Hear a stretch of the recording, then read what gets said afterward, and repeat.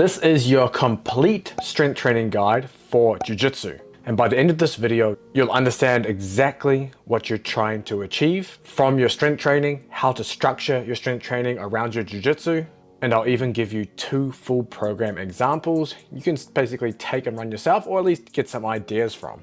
Now, I highly recommend you get the free Jiu-Jitsu strength conditioning blueprint down below. It actually runs through everything that I'm going to run through here and much more, so you can effectively run your Jiu-Jitsu strength conditioning. Of course, the 7-day free trial for the training app is also down there, so make sure you check that out. But I want to be on my computer back and forth because I have all my notes.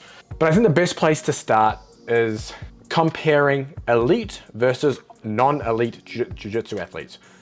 Because if an elite Jiu-Jitsu athlete possesses qualities that non-elites don't, then we can assume that those qualities are likely important for success in that sport. Now, the unfortunate thing with doing this in Jiu-Jitsu is there's not really such thing as an elite Jiu-Jitsu athlete, at least from the time periods when Jiu-Jitsu has research published.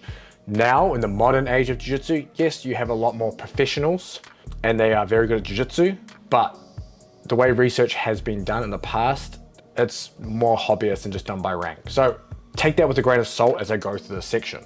So there was one study and they compared brown and black belt Jiu-Jitsu practitioners versus brown and black belt non-elite Jiu-Jitsu practitioners.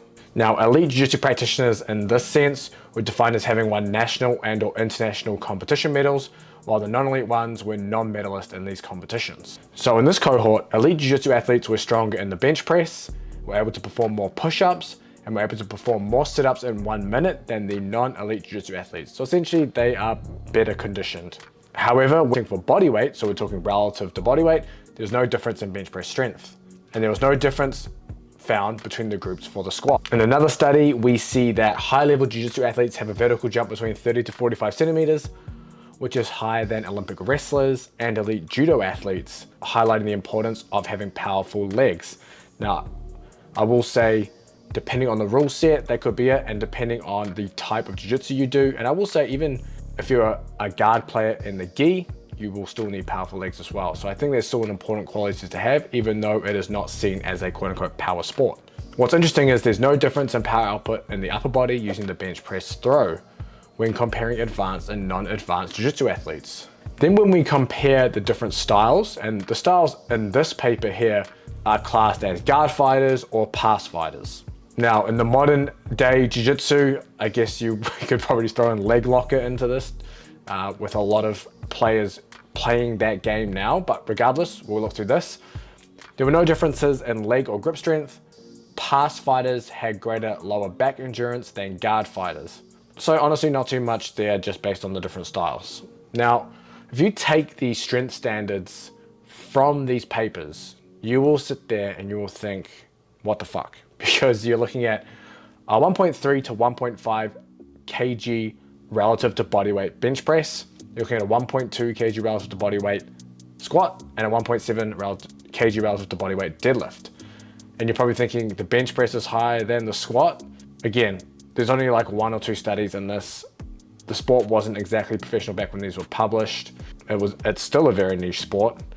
The lower body strength component may not be as important as the upper body strength. And then you have the general training status and the general training culture of Jiu-Jitsu, especially around 10 years back when supplemental strength and conditioning was still seen as a taboo thing to do for Jiu-Jitsu. So overall, we can kind of take some of that with a grain of salt, but we can also look at that and be like, okay, having some form of lower body quote unquote power is probably a good thing to have. Upper body strength, while it doesn't differentiate so much, is probably still important since the squat is so low in this cohort. So having a strong upper body, and as you know, as a Jiu-Jitsu practitioner, having a strong upper body does help. Then having essentially a strong lower back is probably important too. And these are probably just some of the small things. Now, I would not go too deep and read too much into that. I would think more in terms of just general strength training, strength and power training, and even strength and hypertrophy training for your Jiu-Jitsu. So let's maybe go into what we're trying to achieve as a Jiu-Jitsu practitioner with our strength training. And I've got a few different things here that I think are the most important things that you're looking for in your strength training, which will help you dial in what you're trying to do in your program. The first one is to just produce more force irrespective of time, which is essentially just maximal strength in 2 words. So to do that, there are a few different adaptations you're looking at. Motor unit recruitment is one of them. You're looking at intermuscular coordination and length and force feedback components as a few of the important adaptations you're trying to target. So if we're looking at motor unit recruitment, a quick rundown. The more motor units and the larger motor units recruited means greater force generation. Just think of motor units as, think of them as like remote controls that control the different muscle fibers. The larger the motor unit or the larger the remote, the larger the muscle fiber, aka the more fast twitch. The smaller the remote, you're looking at the smaller muscle fibers, the slow twitch. That would be the easiest way to kind of think and visualize about that. You have the size principle, slow twitch muscle fibers always being used. You need to reach a certain force threshold for higher threshold motor units or the fast twitch muscle fibers to come into play. So there must be sufficient force generated to recruit these larger motor units, which means that you have to do some form of heavy training typically. So if we just look at this paper here by Sale in 1988, strength trained subjects can more fully activate prime mover muscles in maximum voluntary contraction, meaning lifting weight is going to help you essentially tense with more force with that muscle, which means you're able to move things with more force. Further strength training increases the time that highest threshold motor units could be kept active in sustained maximal contractions.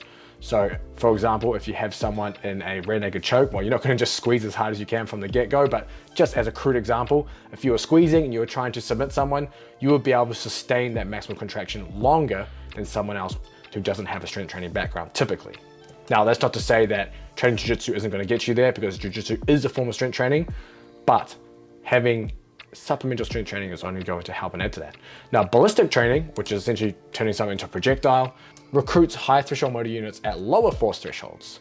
So improving motor unit recruitment and therefore agonist activation, or just the muscle moving, making the main muscle performing the movement, requires straining against heavy loads and performing ballistic movements to lower the threshold for recruiting larger motor units. We then have intermuscular coordination. It describes how agonists, which is our prime moving muscles, synergist and antagonist muscles activate during a movement. Everything kind of has a sequence.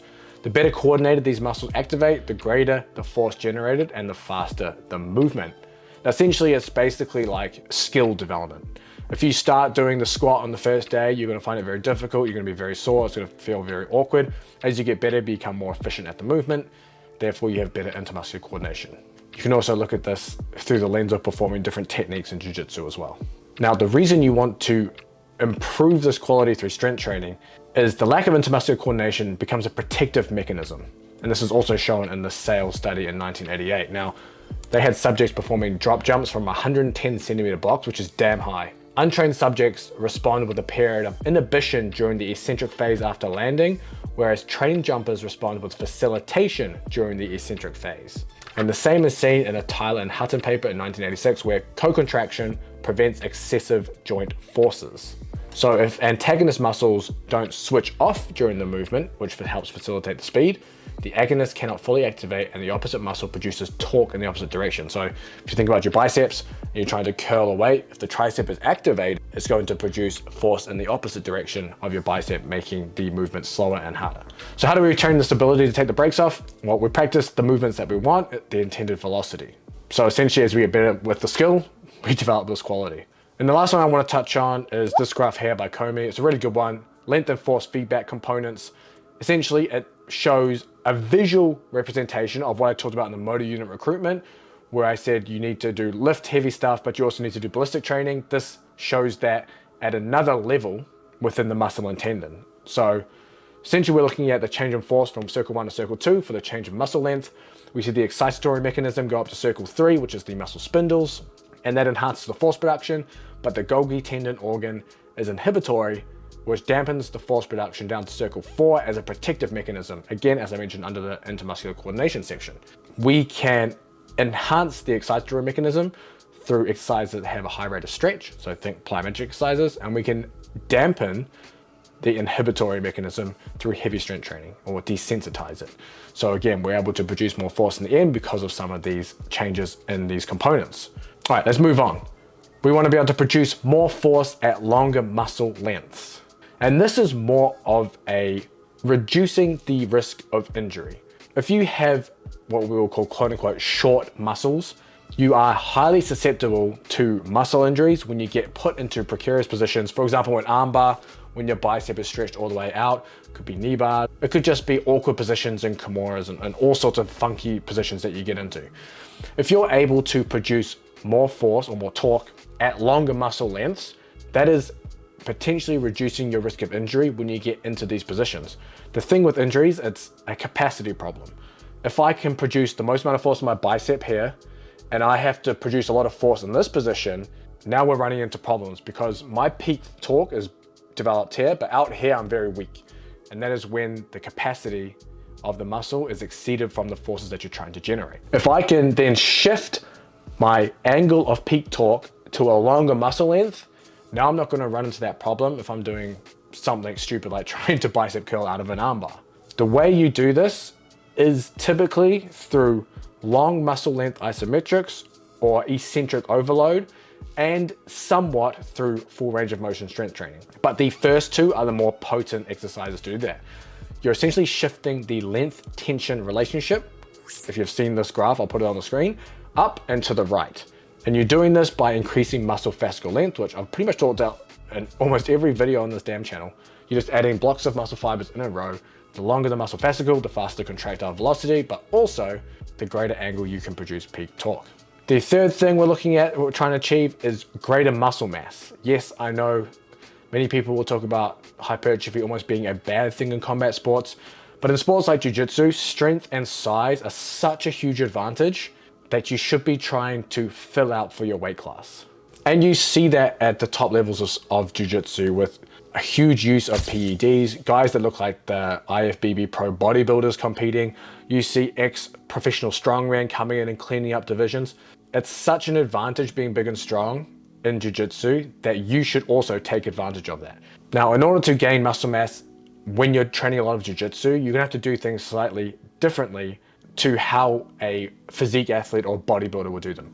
You're not looking to optimize or maximize hypertrophy from training. You're just trying to get some work done to stimulate hypertrophy or muscle growth, but still be able to get on the mats and do multiple technical trainings and rolls a week. That means you're typically gonna have less volume than what would be considered an optimal program.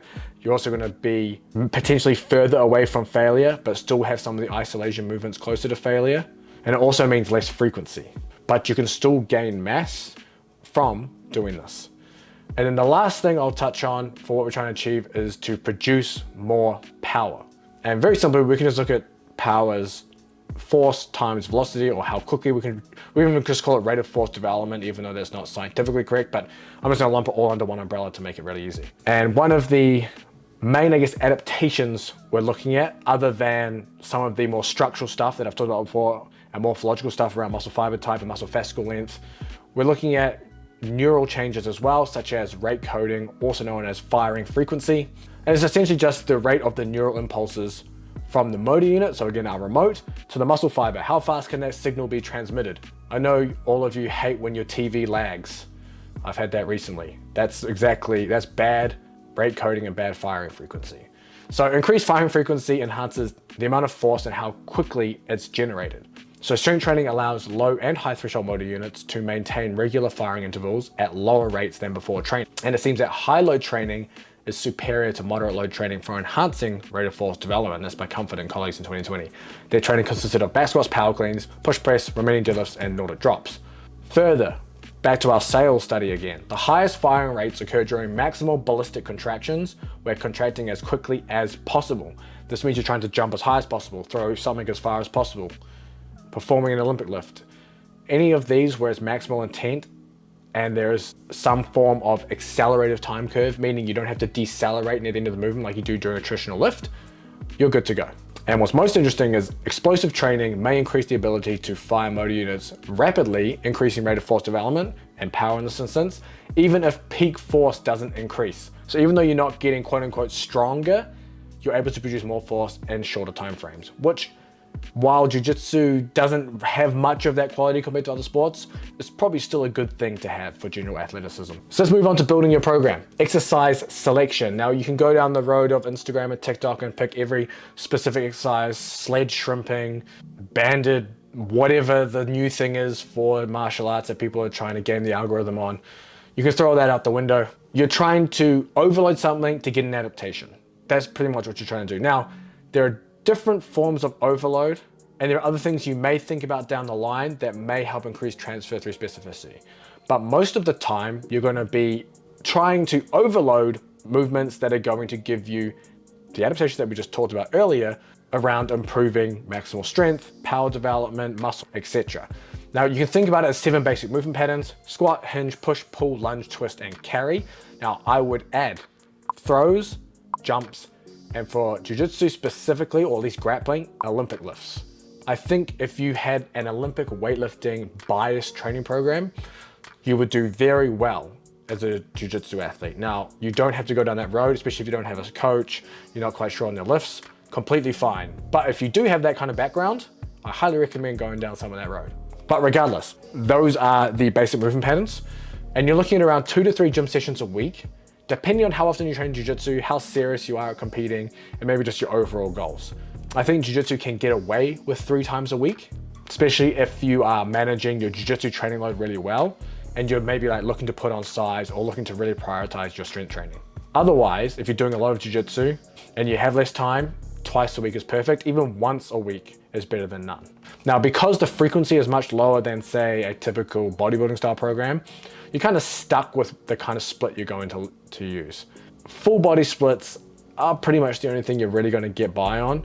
Upper lower splits can work in this instance, but it's just going to be a lot tougher, and you'll have to alternate upper lower upper and then lower upper lower if you're doing 3 times a week, or if you're doing twice a week upper lower, but then you're just not getting the same frequency as you would if you had the full body sessions.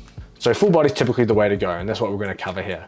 There's multiple ways you can structure a training program. I'm just going to give you a simple template that you can follow and kind of plug and play, and then I'm going to show you some examples of programs that you could do that somewhat follow this template, and then kind of give you some different ones too, just so you can get a kind of broad spectrum here. So we can start with a warm-up circuit. Warm-up circuit, I usually pick 3 exercises. You can do more if you like. You're usually going to do them in 2 to 3 rounds. The goal is to be able to just get moving, address areas that you can't address within the main training program because of time, and you only have 2 sessions a week. Maybe address anything that you have nagging injuries in, or niggles, or just general maybe mobility problems. These things would fall into the warm-up circuit. So it could be something as simple as doing half kneeling windmills against the wall for thoracic rotation. It could be as simple as line hops back and forth. It could be doing some neck work, and you just do this kind of in a circuit. It could even be medicine ball throws in this instance. Then we go into our fastest movements. It's jumps, plyometrics, and throws. You don't have to do all 3. In fact, you don't even have to do any of them on certain days, but kind of just pick one and just throw something as fast as possible. Do your plyometrics depending on the phase you're in, if you're going to do them submaximal or maximal, and same thing with jumps. Pick something that you can do that you're relatively familiar with. Simple as a box jump, simple as hurdle hops, simple as pogos, scoop tosses, all these things kind of fit here. Then you got a full body power exercise. This could be an Olympic lift, this could be a loaded jump. Then we go into a heavy lower body exercise, which would be something like squats, deadlifts, single leg work, leg press, anything that is essentially heavy and challenging the squat pattern. It could even be a deadlift pattern in this instance, depending on what you want to do. Then you're going to do a heavier upper body push, usually with a barbell, bench press, overhead press, whatever.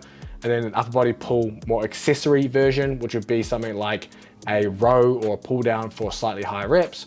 Then you can finish with core grip carry, which you don't have to do all 3. If you're doing a carry, you're kind of already hitting them all anyway. But it's just the idea that, hey, you can do one of these things, or you can do an exercise that kind of covers them all. So you could carry a sandbag for a certain amount of distance, you could do some grip work, or you could just do some ab work. Now, day 2 of this might be slightly different. You might be prioritizing upper body.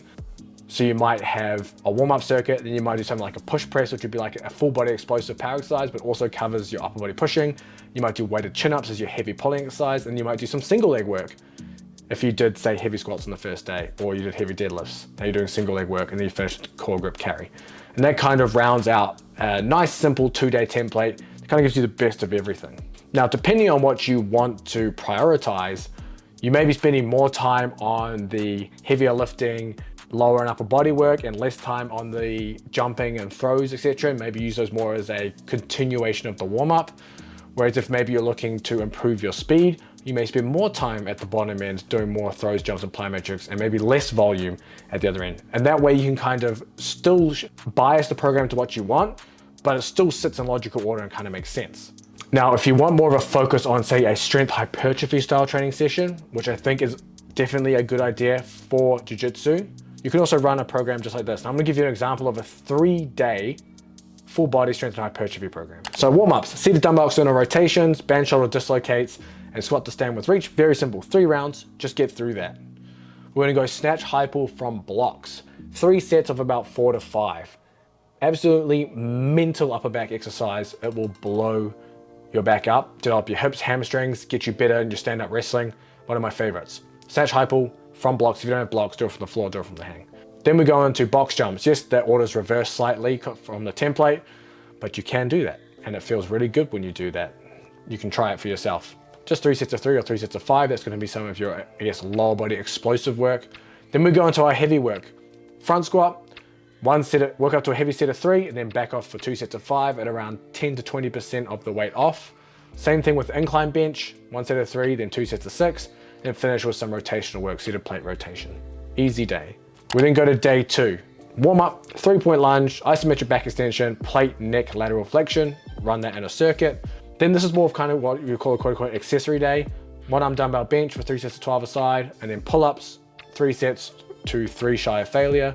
You got Lou raises, which is essentially a lateral raise all the way up, for sets of 10 with face pulls, so just kind of keeping those shoulders nice, and then arms, line triceps extension and dumbbell curl. Now, if you don't have time in the week to do 3 sessions, you would skip the session. But if you're trying to gain size, you would use the session to help gain size on top of everything else. Then day 3 is a similar template to day 1, but just kind of hitting, just gonna say opposite movements. So plate, neck flexion and extension, thoracic extension over foam roller and dumbbell pullovers. Do that in a circuit. Then you got hang clean high pull. So instead of hang snatch high pull, you got a different variation for 3 sets of 4 to 5. Romanian deadlift for 3 sets of 5 to 8. You got overhead press, work up to a heavy set of 3 and then 2 sets of 6. 1 arm dumbbell row for 3 sets of, honestly, anywhere from 8 to 20, but 3 sets of 10 works here too, and then hanging leg raises. Very simple program. You could run this as a strength hypertrophy style session or week, and you would do pretty well because the volume is still low. If you compare this to a bodybuilding physique style program, you're not gonna go up to a relatively heavy set of 3 front squats, then just do 2 sets of 5. You're probably gonna do 3 or 4 sets of 8 to 10, and then you're not gonna be able to walk the next day. So doing something like this, if you're eating properly, it's going to help you gain size, but it's not gonna give you that soreness when you're going onto the mats to train each day. If you don't want to gain size, maybe you feel like your weight class, you just don't wanna get any bigger for whatever reason, you can run a strength power style cycle. Now that doesn't mean that you're not gonna build muscle mass if you're eating enough, etc., etc., but it's just gonna err more on the side of ballistic style, faster movements that are less conducive for hypertrophy than the previous program. Now this is gonna be in a different format. This is gonna be a complex cycle. So essentially most of the stuff you're gonna be supersetting a main strength exercise with a speed, velocity, or power exercise, whatever you want to label it, doesn't really matter. So I'm gonna run you through what a 3-day program might look like for this. So day 1 is gonna be around the world, which is a really cool band, little, I guess, feel good mobility exercise. Isometric lateral neck flexion, isometric split squat. 20 seconds for the split squat, 8 to 15 seconds for the lateral neck flexion. 3 rounds, run that through. Then we'll move into our Olympic lifting variation, which is gonna be a muscle snatch in this variation. Way easier to learn and do than any of the other snatch variations. So you can definitely do this, 3 sets of 4. Then we go into our first complex, our lower body strength power complex, a barbell split squat, 3 sets of 5 a leg, with split squat jump, which is alternating. It'll be 6 total jumps, so 3 a leg. This is a single leg variation. If you don't want to do single leg, you can literally just do squat and some other form of jump, like a box jump or whatever. But I wanted to add some kind of variation in this program to kind of give you an idea of what you can do and don't have to be confined to just the main lifts. Then you follow that with an upper body complex, bench press, 3 sets of 5, followed by incline explosive push-up for 3 sets of 5. So you just get off the bench, then you're just gonna do explosive push-ups with your hands on the bench in that same spot. Then finish with a half kneeling landmine rotation for your trunk, and that's the day. Day 2, similar warm-up around the world, band chest fly with overhead raise, just kind of open your shoulders up, and then neck protraction and retraction. Then again, this is more of kind of like an accessory filler day. So dumbbell incline bench for 3 sets of 12, weighted chin-ups for 3 sets of 6, reverse pec decks for the shoulders, 2 sets of 20. Then you got 1 arm cable lateral raise for 2 sets of 12, overhead triceps extension, and fat barbell curl to superset it to finish off for a couple of sets of 15 for the overhead triceps extension, sets of 8 for the fat barbell curl. As you go through the weeks, these might end up being 3 sets. Then the final day, warm up, plate, neck flexion and extension, quadruped thoracic rotation with the cable, and then a bang good morning. Run that through 3 times. Then we're gonna hang clean pull. Again, a very easy variation to learn for you to be able to do. 3 sets of 4. Then we have push press, 3 sets of 4. I mean, they can also go down to sets of 1. With medicine ball scoop toss as a superset. A dead stop 1 arm dumbbell row, which would be kind of like your explosive row from the floor for sets of anywhere from 5 to 8. And then an explosive back extension, which I really like. 3 sets of 6, which is essentially doing a back extension, but you're gonna thrust your hips through the pad as fast as possible to get up. And you're gonna superset that with some kind of trunk work like a decline sit-up. That would be a very simple, what would be considered a quote unquote strength and power based program that kind of covers all your bases and still has a day in there to, I guess, touch some of the smaller muscle groups, do some of your strength, more of your size work, and also just help strengthen those areas and cover movements that you're not covering in the other 2 days. Again, if you don't have time to do 3 days, you would skip that second day. So this brings me to your training week structure. How do you structure a training week so you can do your strength training and not fuck up all your jiu-jitsu training, or vice versa? I could give you the perfect, most ideal training week. It's not gonna matter to you. You have a family and or work and or can only train at certain times or only have certain times available in your training week to be able to get stuff done, which is real life. So I'm gonna give you some advice with how you can structure it so you can adapt it to whatever situation you're in. If you have days away from jiu-jitsu, so just your typical rest day, I would do your strength training on those days. So if you train jiu-jitsu Monday, Tuesday, Thursday, Friday, Saturday, I would do your strength training on Wednesday and on Sunday. It's not gonna beat you up enough for you to negatively affect everything else. Or if you have to, you would try to do your strength training on the same day as your jiu-jitsu, which I'll cover in a bit. Now, if you train jiu-jitsu really often, like you train 6, 7 days a week, obviously that's not gonna be feasible. So in these instances, you want to figure out days in the week where those jiu-jitsu days are gonna be slightly easier. So for example, you might know you have a class in a certain day of the week that is more technique focused, maybe it's more drilling focused, maybe it's a little less sparring, maybe it's only 10 minutes of positional work at the end of the session. You might use that session as an easier session. So instead of trying to wrestle up in your rolls and trying to win every round, you might be playing more defensive, you might be doing less movement, but still trying to apply the techniques that you learn throughout the week, but running a much easier pace. You would pick a day in that week, and then the following day, ideally, you would do your strength training, say in the morning or wherever it fits in that day, and then you do your jiu-jitsu again in that evening. Now, in my experience, strength training before jiu-jitsu is awesome. Strength training after jiu-jitsu sucks ass. So ideally, you would do your strength training before your jiu-jitsu.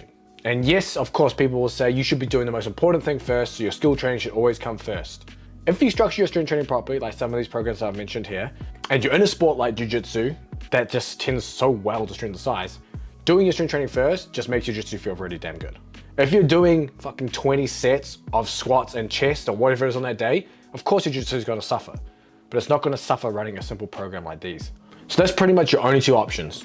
Do your strength training on your rest day, or you're gonna double day, but the day before that double day, you wanna try and have that session be a little easier than your other days. So as an example, say your Monday is relatively hard, Tuesday is gonna be a relatively easier day drilling, cool, and then Wednesday is gonna be strength training, then maybe Thursday is another easy or hard day, and then maybe Friday you're gonna strength train again.